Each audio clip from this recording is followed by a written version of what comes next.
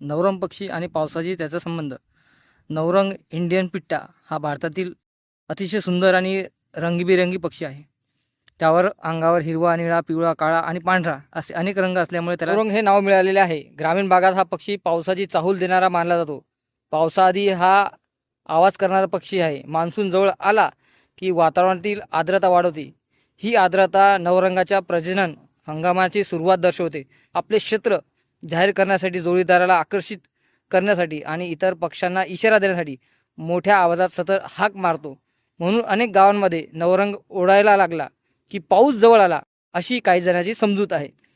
काही भागामध्ये याला 6 वाजताचा पक्षी का म्हणतात? कारण नवरंगाचा आवाज बहुतेक वेळा पहाटे आणि संध्याकाळी ठराविक वेळी ऐकू येतो. त्याचा आवाज नियमित असल्यामुळे लोक त्याला 6 o'clock बर्ड असेही म्हणतात. जुन्या काळी गावातील लोक या पक्ष्याच्या आवाजानुसार वेळ आणि हवामानाचा अंदाज घेत असत. हा पक्षी कुठे आढळतो? पक्षी बहुतेक वेळा एकटाच राहतो. तो झाडांपेक्षा जमिनीवर जास्त चालतो. त्याचे स्थलांतर प्रामुख्याने रात्री होते.